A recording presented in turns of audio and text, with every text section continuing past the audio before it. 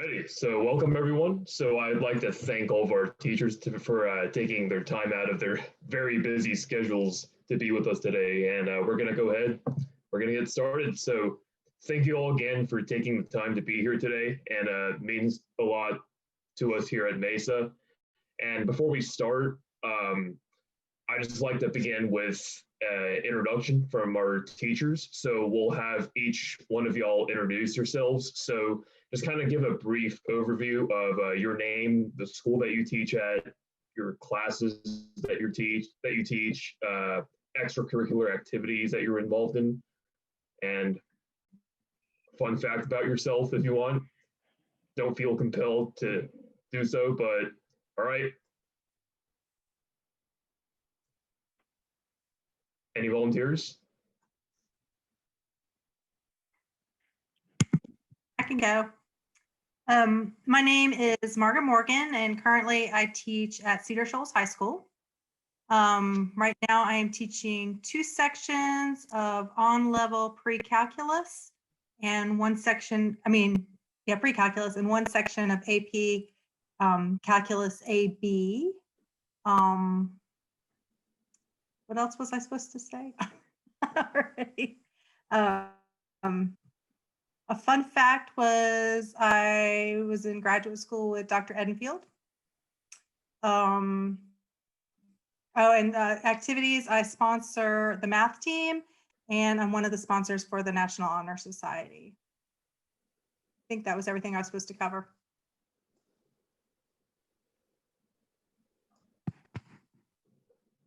Alrighty.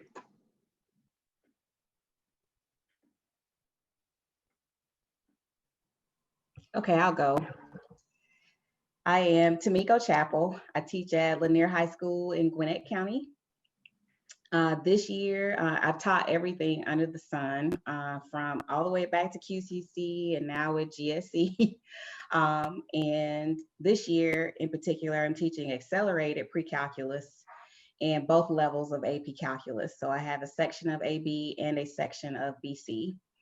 I'm also a department chair at Lanier High School, and I am in charge of the senior class and graduation. So spring gets very interesting for me at my school. Fun fact, so I have Margaret beat. I went to high school with Dr. Edenfield.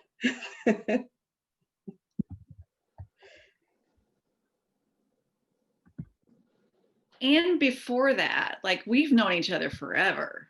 We have. Yeah.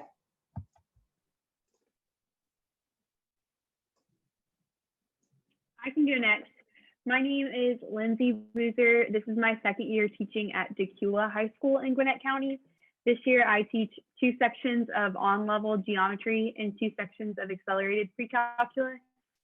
My extracurriculars are, I am in charge of the Math Honor Society at our school. I also help out with the basketball team when they're in season. And a fun fact is I graduated from UGA in 2018, right? No, 2019, somewhere around there. I guess I'm next. My name is Nguyen. I'm not a teacher yet, but I am student teaching at the same school as Lindsay, which is Decula High School. I teach Algebra 1 as well as Algebra 2 gifted/honors. I am not a part of any extracurricular there, but fun fact is that I got a job there for next semester, so yay! Congrats. Thank you.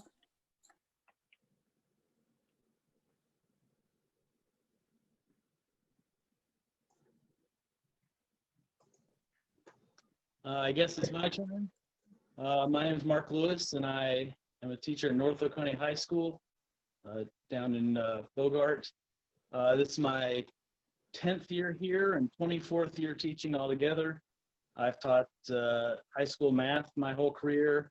I did do 5 years of AP Computer Science, and I graduated from Georgia in '96 and in '99.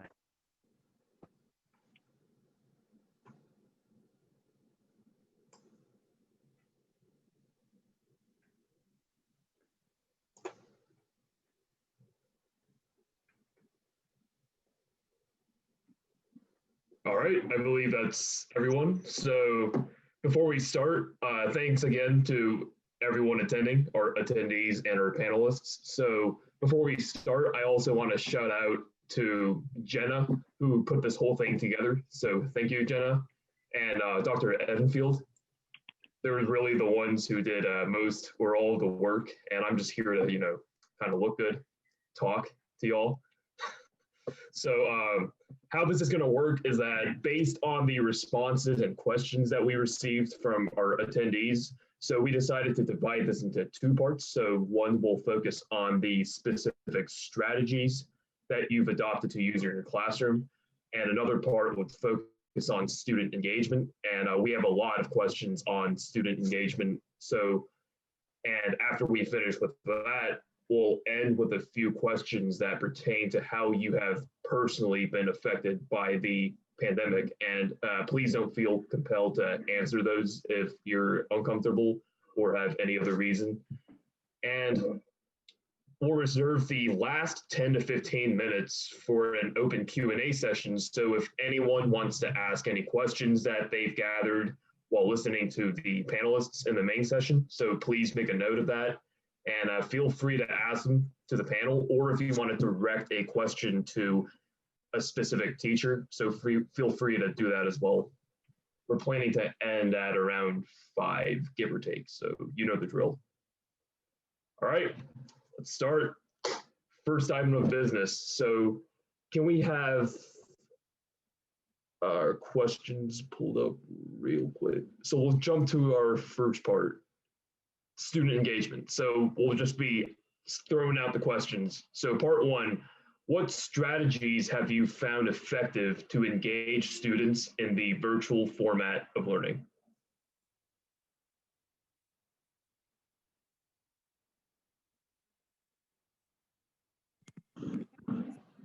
I have, well, I should have said for my fun fact is that I started teaching fully online classes in 1996 because I'm very old.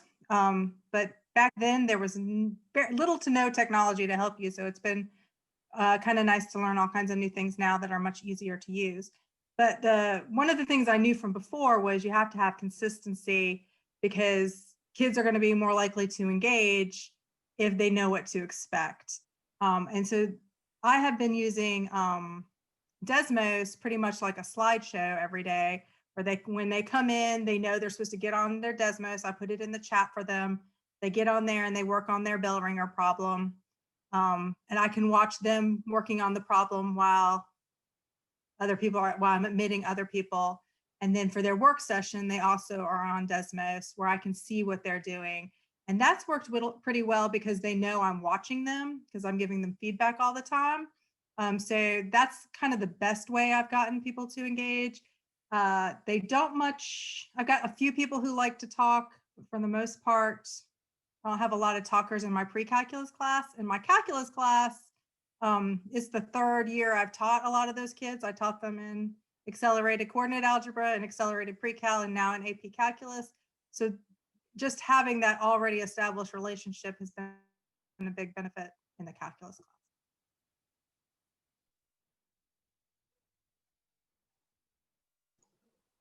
I would say the same for me as well. Having established with my AP Calculus kids, both levels, I taught them all last year in accelerated pre-calculus. So we have a relationship. The first couple of days, I kind of explained, the same grace that I'm going to give them, just give me that grace as well, because I was going to have to make some adjustments.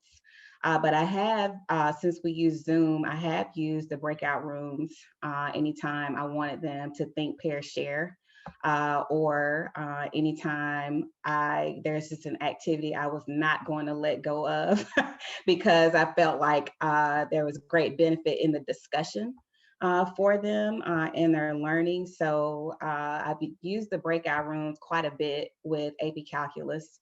With pre-calculus, Desmos has been, and GeoGebra actually, have both been very helpful with vectors and our trig at the beginning of the semester. So those are things that I've used for engagement.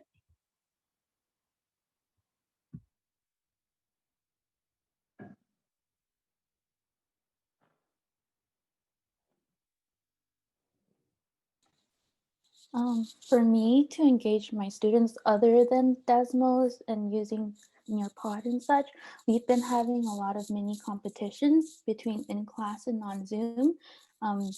That way the students on Zoom are expected to be called on at all times. And then also cold calling was really hard for me to do in the beginning as well.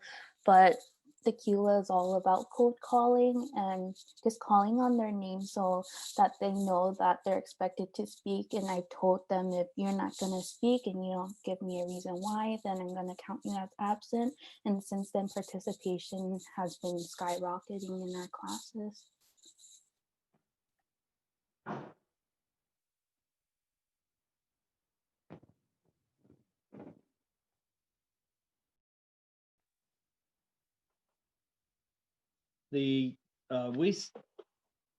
We're at Oconee, we gave them a choice of which course, if they wanted to go online or be in person, and we haven't done any hybrid or anything. I did have a group of students quarantined earlier this semester, and so we did have a Zoom call where we went over the homework and such, and they talked about problems. So that was a good way to communicate with them. When we went on quarantine last year, I'd of course taught all the kids for 9 weeks, so I knew them, they knew me. That made a lot of that easier. But the only other thing that I could think of is I do teach a course through RISA for computer teachers wanting to get computer science certification. And we have discussions in that class. They have to go on the discussion forum and answer questions. And that gets, it's not a live interaction, but it gets them engaged with one another. Of course, teachers discussing topics and high school students talking are two very different things, but having that discussion forum be a requirement has been beneficial to get teachers bouncing ideas off each other. And then I can add real quick. I would agree with what everyone else before me has said. Something that I've also found helpful, especially for my younger students, my on-level geometry kids who I've never taught before, they maybe aren't as motivated as some higher level students are, has been just communicating with parents. I have opened up a 0% category in my grade book. So it doesn't affect their grades, but it allows me to put as many daily grades as I want into the grade book. And some students seeing 7 NTIs in a row just for the little daily things that we do every day, that's something their parents can really easily see in the grade book, and that's what has gotten them to be motivated. Those younger students, some of them at least, are very quick to tell their parents, like, oh yeah, there's no Zoom today. Miss Boozer said that we should just, do the lesson, and I've already done it. And the parents don't really know. So having a way of communicating with parents, whether it's like sending out lots of emails or using the grade book or however, has been really helpful, because then the parents can motivate them from home as well.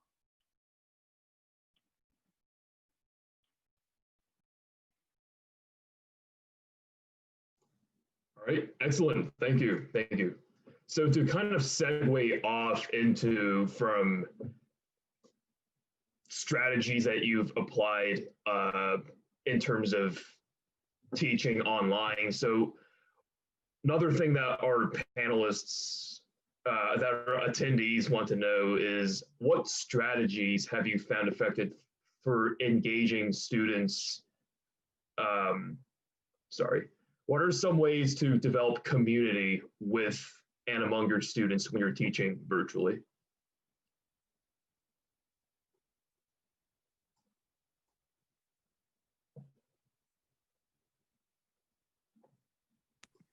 One thing I did is what I've tried to do is continue regular email updates weekly.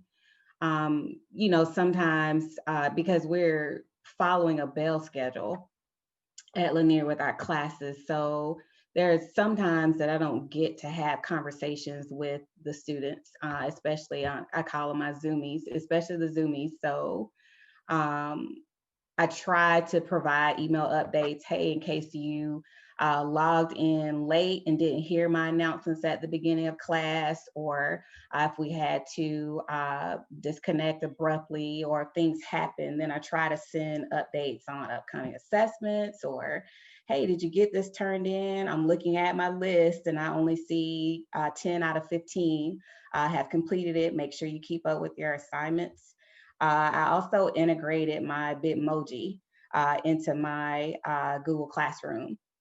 So I'll have a funny icon on the email, and I was like, okay, this is really corny, but they really like it for some reason.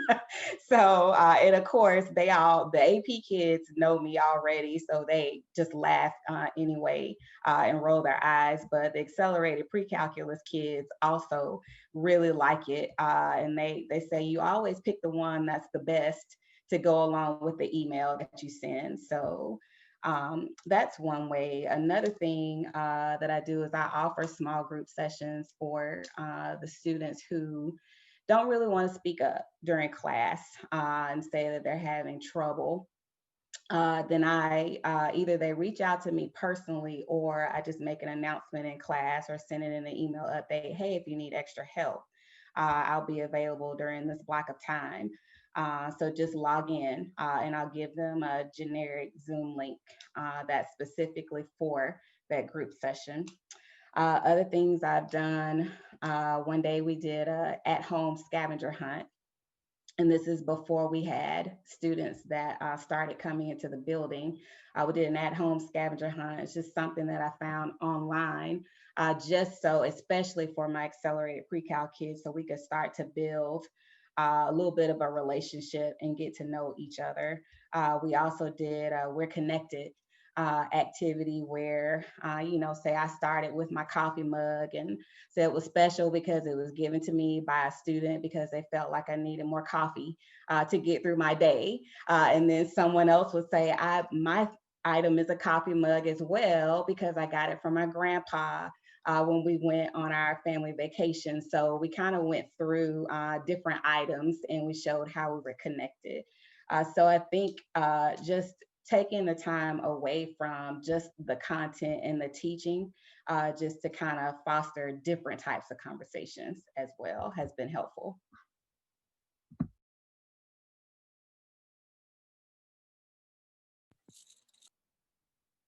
I would agree that sending personalized messages of some kind, whether it be in chat or in email, like I have a lot of kids who just haven't done their work. And so they're seniors and they're not passing. So, I sent them the kind of standard you're failing email, but then I sent each of them an email and said, I really want to help you get caught up in this class. These are some things we can do.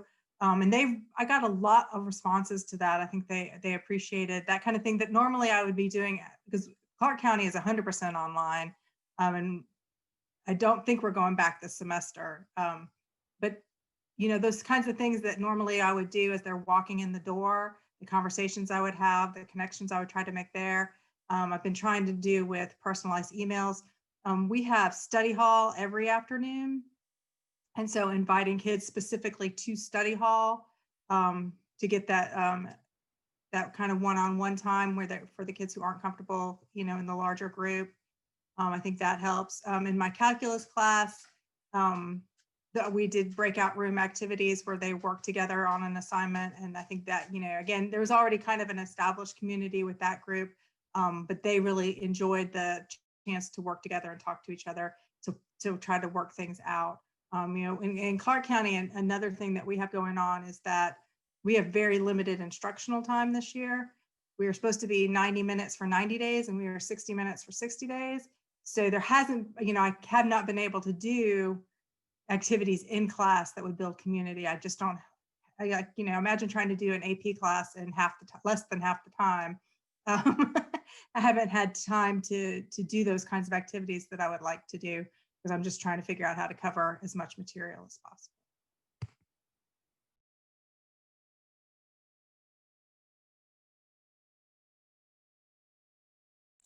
Other than me, I am also a student teaching alongside with Shane Weishart. So on Wednesdays, we usually have Dad Jokes Wednesdays, where as soon as students enter into Zoom, we present them with a dad joke and they'll laugh and then they'll give us some of their jokes too. So that's pretty fun. We didn't get to do it today. Sorry, Jenna. We were on time crunch, but because I have Shane alongside with my mentor teacher, while sometimes when they're teaching, I can go around the classrooms and go up to students and ask them, hey, do you have any trouble with what we've been doing so far? And I'll give them like a little bit of one-on-one session, which helps me build relationship with them as well as get to know them more. And then on Zoom, if I'm not teaching that day, I'll have Mr. White's or Miss George's laptop and I'll just chat with the students on chat. And then sometimes they'll respond back, sometimes they won't, but that's okay. And just getting them to talk and to know you more, they'll start participating, which also goes with engagement as well. But yeah.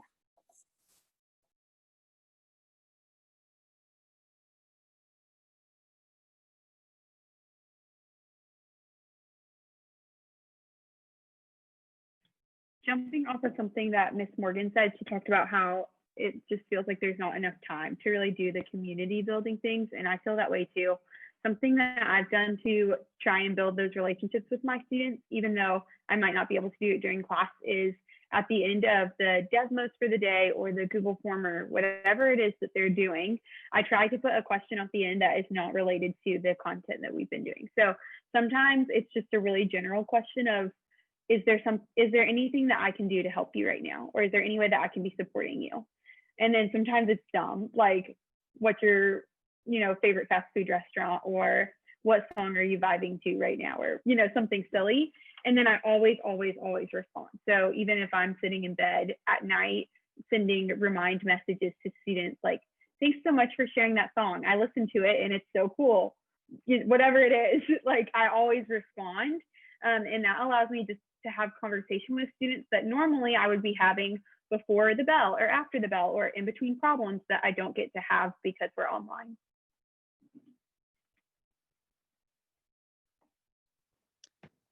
And I think anytime you can design an activity, a worksheet, an assignment or whatever that gets them talking about themselves and what they're interested in is very beneficial.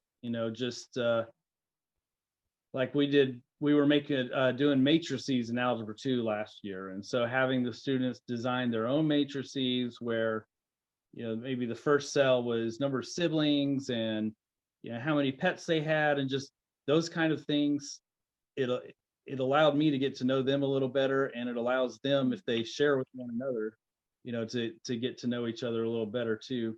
But just making anything, it works in the classroom too, but anything that personalizes it gives them a little bit more of an investment, and that always helps build community, because if they're feeling good about themselves, they're more willing to share, and hopefully we'll get to know other people in the class as well.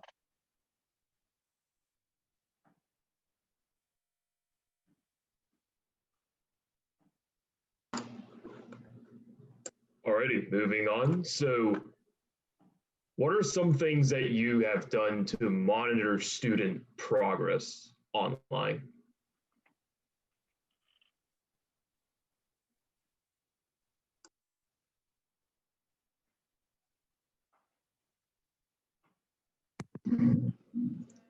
Could be Like I said, sorry, go ahead. I was gonna say, I use Desmos on a daily basis because I can kind of see them working. I especially like I've been building my own Desmos activities, and I especially like the feature where you can put something in where they can sketch. Like today, we were doing starting to do half angle formulas. And so having them draw the reference triangle and complete, and label the missing pieces of it, where I can really see them doing some work, that has been helpful on a daily basis. I do a notebook review at the end of every week where they have to answer the essential question from each day. That also gives them a chance to ask me questions if they have them. So that kind of lets me know kind of where they're confused. And just having somebody was saying they have a daily assignment, like they get 10 points every day for participating in class, which is their Desmos activity. That's probably been the biggest thing because their grade really starts to go down when they're not engaging in class. And so that's something that they can see, their parents can see, and I can see.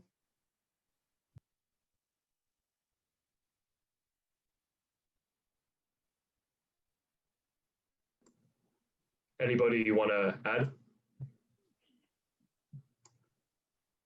That's the part we struggled with because last semester we didn't know at first when we got out of school how long we were going to be out. Most of us, I think, just thought it's going to be a couple of weeks, and then it continued to drag on, and then it was announced that they couldn't have any lower grade than they had when they were last in school, and we were also told not to do any kind of tests. We could do quizzes and such. So we've talked about it amongst ourselves, and some teachers here have had kids take tests while on Zoom so that they can watch and see what's happening. I'm not a big fan of multiple choice tests, but we have a license for USA Test Prep. So I had kids doing quizzes through that so that they could get their grade pretty quickly. But I also tried to make sure they had the right answers in. It's really tricky. And so we're in a great community here with parents that are very supportive, but there were many ways to cheat the system. And I just kind of had to I just set it out there that I'm gonna trust what they give. If we were doing it through a whole year, like some of the other teachers are having to do, I'm not sure what that would look like. So I'm interested to hear that because we've tried to brainstorm ideas here, and it's just not as easy, especially in something like math where you want to see their work, especially for the higher level classes. You want to see where they made a mistake, and a multiple choice test really doesn't answer that very well. So it's interesting how the different things that people can use. Well, we'll share too for both groups because I'm really huge fan of formative assessment and different types of formative assessment, like concept cartoons or anything to get kids discussing and providing their thoughts about math, and then interjecting on anything their classmates share about the same idea. So I've used in my Google Classroom for both groups, I've used the classroom question feature where I just provide whether it's a concept cartoon or error analysis and have them provide their comments on the question, and then they have to respond to at least one other person just to kind of keep a discussion thread going. And then I will go in and I'll look at the discussion and I'll interject in Google Classroom, but then as a class, I'll come back and make general comments about the things that they've either shared or said through their, just kind of going through the prompts that I give them.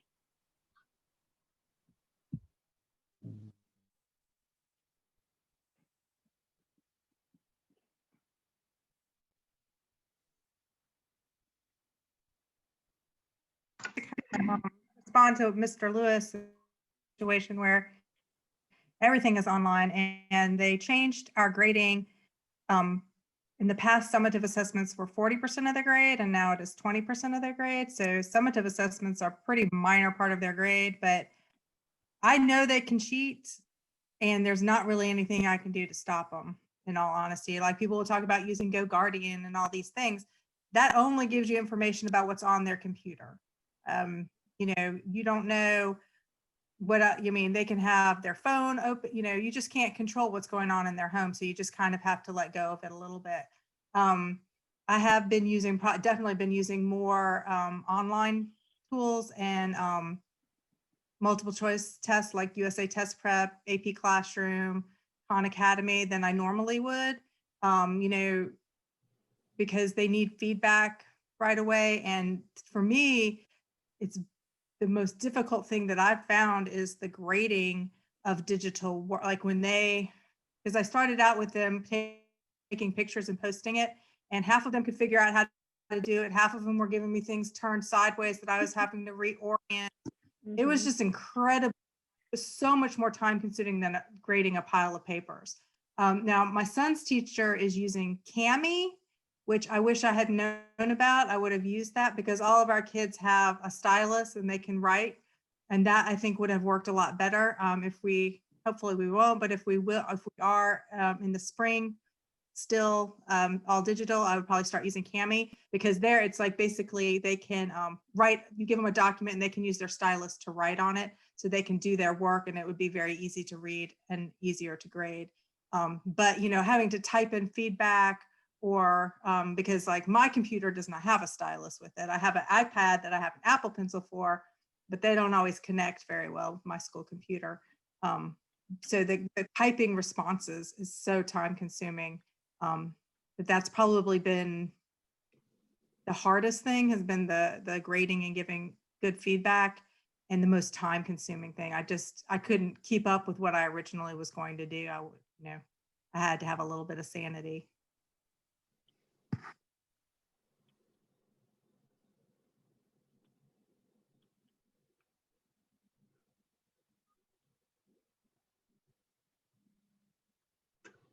Alrighty, would anybody like to add to monitoring student progress?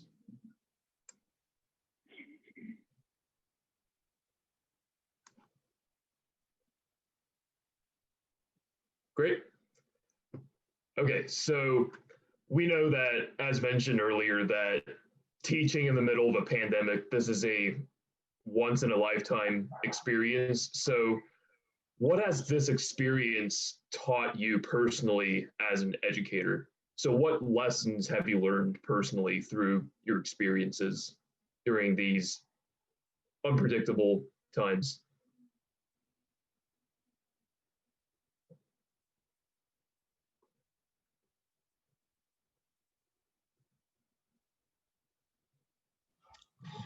For me, I think it's just been make I'm usually very flexible and very open-minded.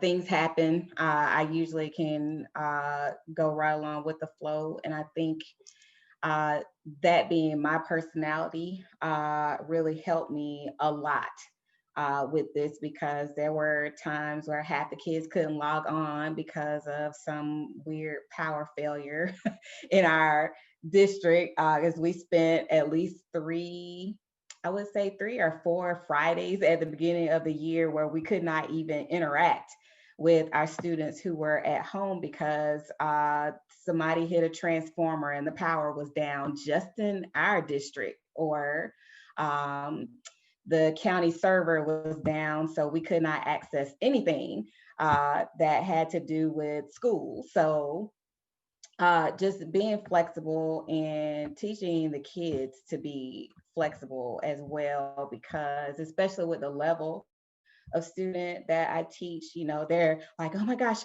I didn't get to submit. It's okay. It's okay. We'll take care of it later. And just really keeping that panic button in the glass box until it's absolutely necessary. I think that has been, for me, just kind of keeping that same mindset throughout has been the best thing.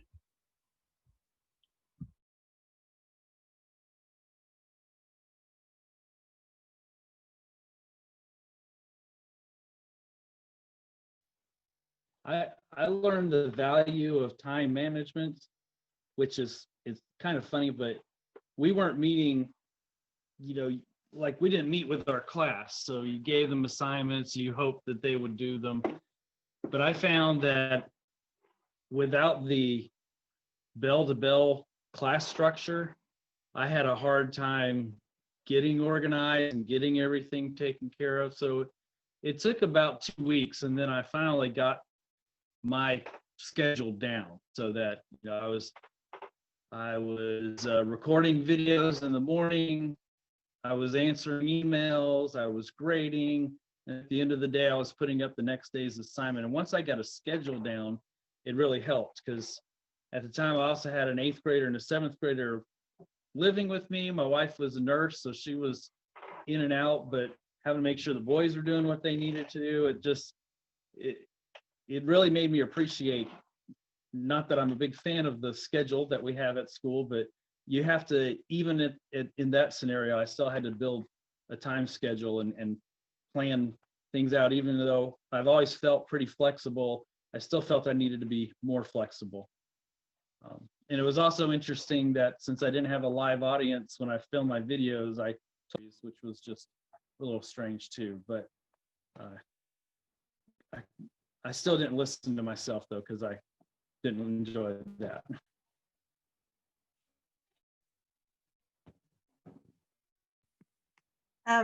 For me, I've been I work solely from home. I'm not going into school at all.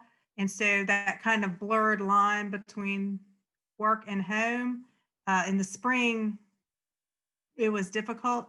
And to help with it this year, I set up an office space in my home. And when I'm in here, everybody in the house knows I'm at work. And then when I leave here, I feel like I have left work. And so that has helped me to kind of distinguish. Otherwise, one of the things that I did not like about online teaching in the past, I was teaching college students, and so many of them were working different schedules than I was working, and that feeling of being on 24/7 will kill you eventually. And so you have to have time where you're saying, I am not at work now. And so being able to leave my laptop in my office and leave my office and feel like, okay, I'm not working right now, to me was very helpful. To touch on that, I had to do that too. I had, it's nice being available via email and all of that throughout the day, but at some point in time, you have to turn the light off in the office and go be with the family. And then, maybe in the evening I would get back on after everybody was settled down, but you have to have that schedule. You want to be available, but you also have to have that private life as well.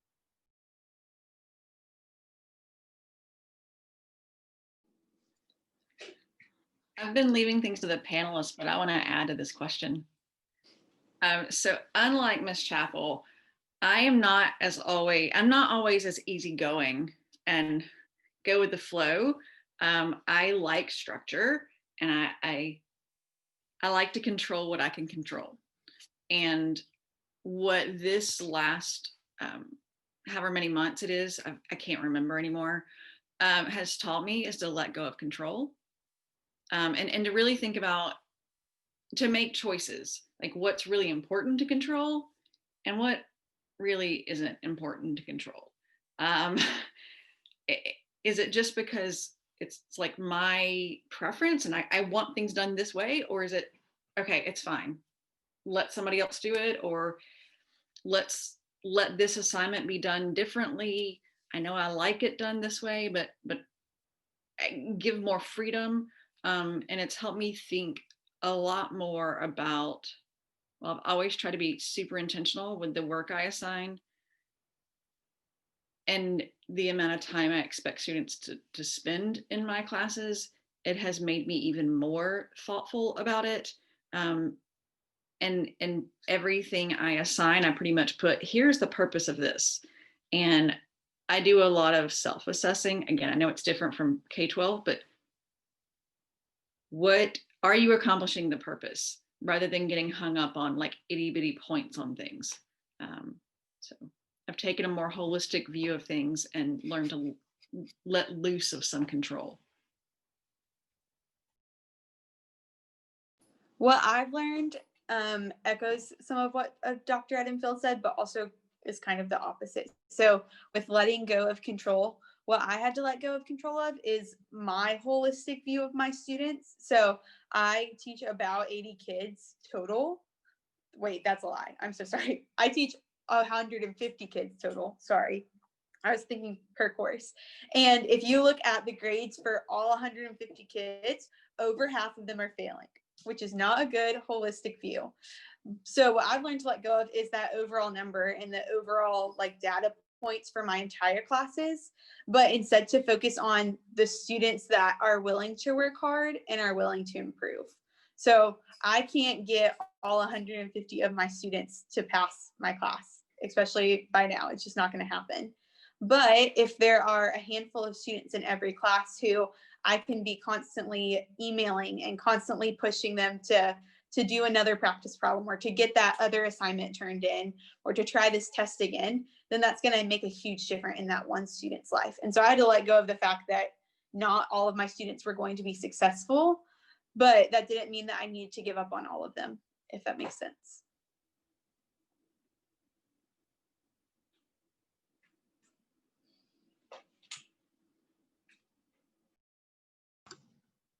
Thank you. Thank you. Anybody else?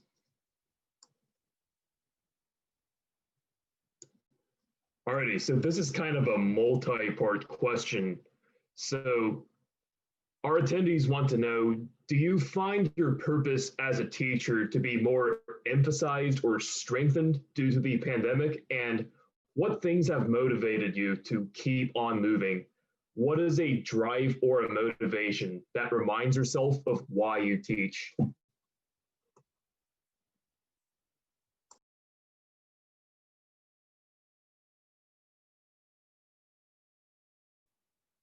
I can go. I've been go ahead. Okay. So in the beginning, when I went to the CULA, we had a running joke about how Shane and I would quit being a teacher because everything was so weird for us and how it was really hard for us to adjust to the whole hybrid situation. But what keeps me motivated is just that, like, when you teach students something that they're really struggling with and then they actually get it, like, that just makes me so happy. And then I'm like a sponge. If I see them happy, I'm gonna be happy for them. I'm like, yes, you just did that.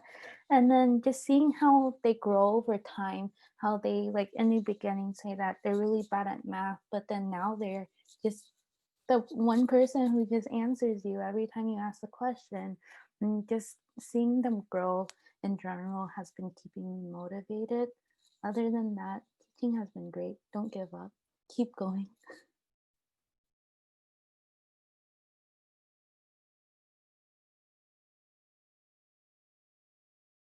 I've been adapting my philosophy of teaching and grading and all of those things for 20 some years now, especially the last 5 or 6 years. And this pandemic has kind of just made it clear. You get bogged down in the numbers a lot of time and what the scores are, and like has been said about, worrying about each kid, and I've tried to push. I tell my classes every year, the person who should be most worried about your grade is you, not me. If I'm the one most worried about it, we're not going to get anywhere. So it was interesting during distance learning, they had to take on that responsibility of getting the assignments done. They had to take that thirst of knowledge. They had to have that. And my Algebra 2 students, they did a lot more of the work. And my pre-calculus students, it's already senior year. They're already kind of phoning it in, and trying to push them anymore was not getting anywhere. So now that we're back in the classroom, I still try to think about, I try to de-emphasize that number that they get. And I try to emphasize more the struggle and what it is they're learning. And yes, you probably never will graph polar coordinates in your life, but here's the skills we're gaining by learning this. And I mean, they still care about that number, and that number is important, but I feel like I've kind of backed away from that, and I'm trying to think more about the metacognition. What is it that I'm learning?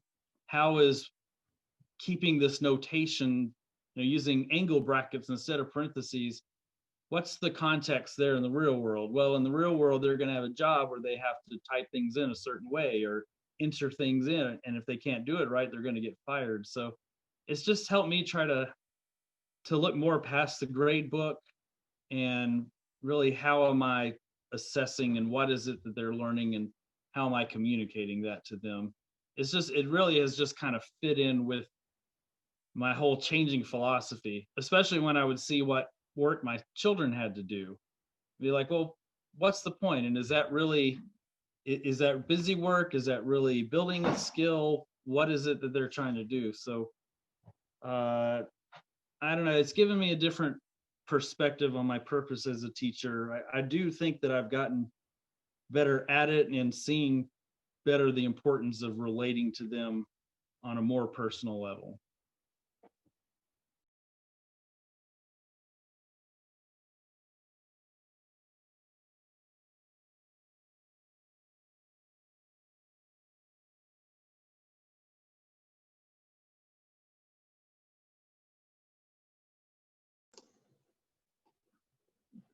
Thank you. Thank you for sharing your thoughts. Does anybody want to add?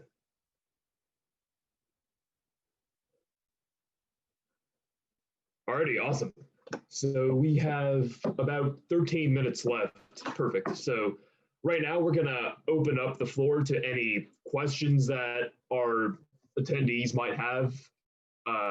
Anything that popped up into your head during the panel that you want to ask. So feel free to open your mic and speak and ask.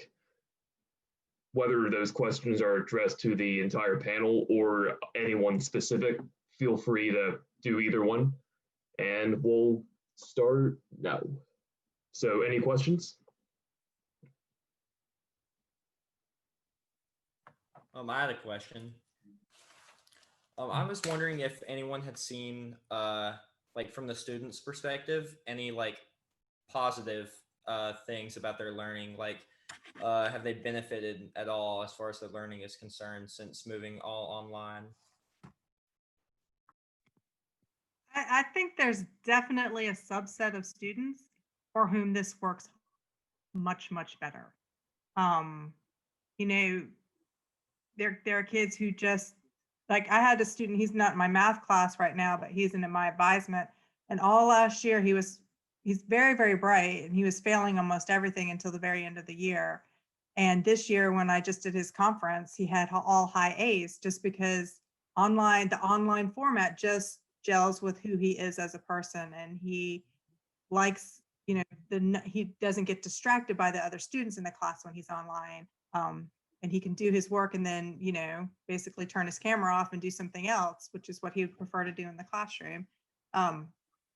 So, and that's just one example. I have some students who I think, you know, just they're more comfortable typing an answer to me in a chat than they ever would have been raising their hand and answering a question. So I think there's definitely a subgroup of people for whom this is working really well. So I've even heard a lot of people talk about they hope that it remains an option for their kids. I think we might see some kids leaving traditional public school to go to the virtual Georgia Virtual Academy more, you know, because this worked really well for them. You know, I don't know if I would say it's maybe 10%. I mean, it's not a huge portion of the students that I think this is working well. I would say for at least 50%, it's not working well at all. But there is a subgroup that is definitely benefiting from the online environment. I think for my school, we have a large number of students, for whatever reason, that either have physical health issues or just really, you know, crippling social anxiety. And for them, this has definitely been a savior. It's like she said, you know, they went from kind of mediocre grades to even failing to now, you know, high B's, A's, and using email to reach out, and they're very comfortable with that versus having a face-to-face conversation or feeling embarrassed because they have a question about something that they think everyone else just gets immediately. So I've seen a lot of improvement. Even students that I taught last year, I've seen a lot of improvement just from interaction and work quality. I would say too, the students that are benefiting from this are your really gifted students who in the classroom are the kids that work ahead on everything and are done with 15 minutes to spare. Those students who usually, you know, unless you have a an extension or some kind of enrichment ready to go for them. They're just sitting there waiting for the rest of the class to catch up. They're able to then work on other assignments. What I do a lot with my accelerated pre-cal students is I'll use a Desmos with videos embedded as the lesson. So they're doing the lesson all by themselves with different questions and different videos that they're watching that follow along with notes or whatever. And then I'm just available for questions or any clarification that they need. So those high flyers are able to watch the videos if they need to, work through those problems, and then come to me and say, okay, like, can you give me a challenge problem? Because these are too easy. And I'm able to differentiate a lot better for those students than I would be in a classroom setting.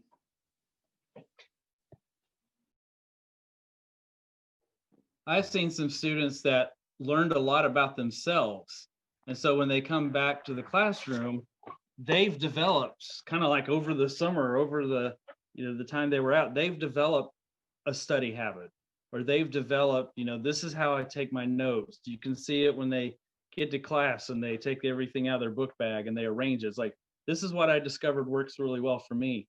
And the fact that they got used to we use It's Learning as our digital learning platform. So the fact that they got used to doing that, and now I'm trying to continue to put assignments there, it allowed them to create something for themselves that they might not have done if they had been forced to learn, in 4 different classrooms. So some of them have actually come back feeling better about their own abilities because they were kind of forced to make that up on their own.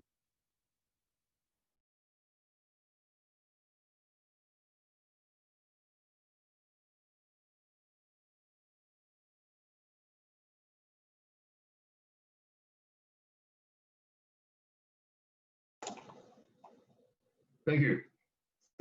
Do we have any other questions or anyone want to add to that?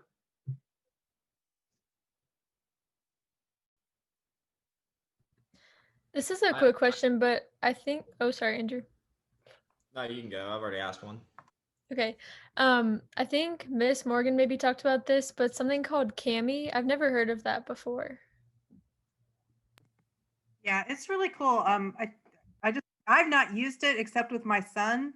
I've been using to give notes to kids. I've been using my iPad and Notability, which works really well. But Cami, like, you can put an assignment, I guess, as a PDF into Cami and post it into Google Classroom, and then like our students, we're one-to-one, and so their computer will fold over like a tablet, and then they have a stylus in there, so then they can write on it just like they were writing on a piece of paper. And I think that would make things a lot easier to grade.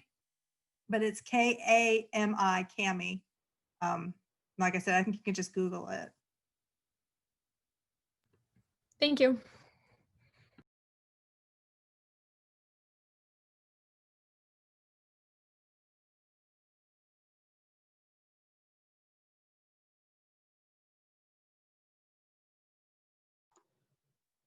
I can ask the one I was going to ask. It was kind of going off of what Lindsay said about her students, about the gifted students. I was wondering if any of the other teachers also felt like they were still able to challenge their gifted students, or if they were maybe not getting the challenge that they may want or need.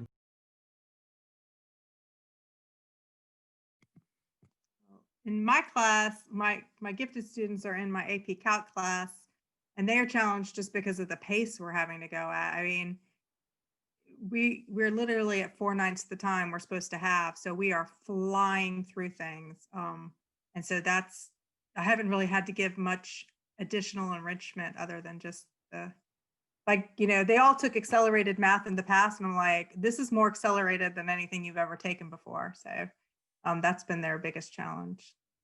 But I think it would be easy to give them additional activities to do in this environment.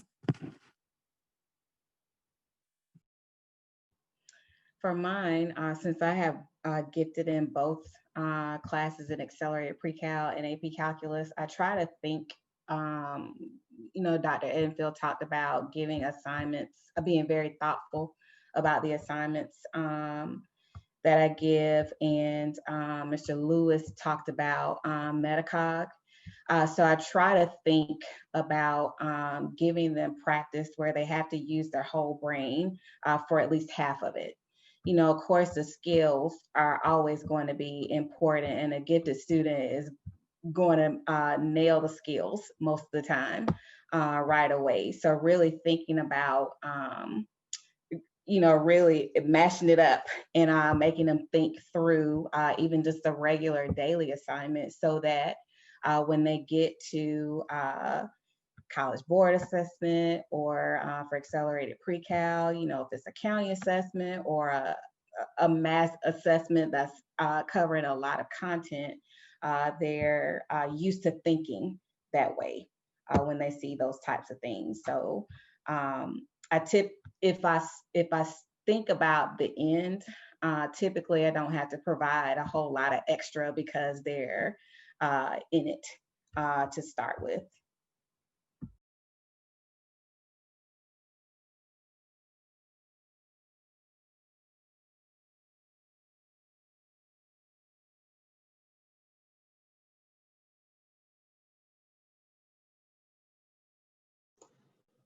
Thank you. Anybody have more questions?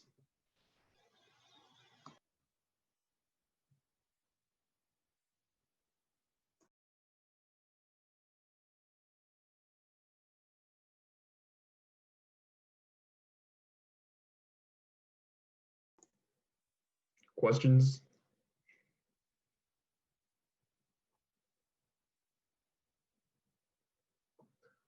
Alrighty, so it is now 4:58. Don't know how accurate my clock is, but before we end, I just wanted to conclude by thanking all of our panelists, Mrs. Nguyen, Mrs. Boozer, Dr. Morgan, Ms. Chappell, and Mr. Lewis. So thank you all for sharing your insights on your experiences, your thoughts, and your advice. And thank you all for your time. And thanks to everyone else for providing us with meaningful questions and for attending the panel. All right, so with that said, we conclude. Go Dogs. Go Dogs. Thank you all. you. Thank you to our teachers. Thank y'all for being, and thank you to the students for being here. Thank you guys.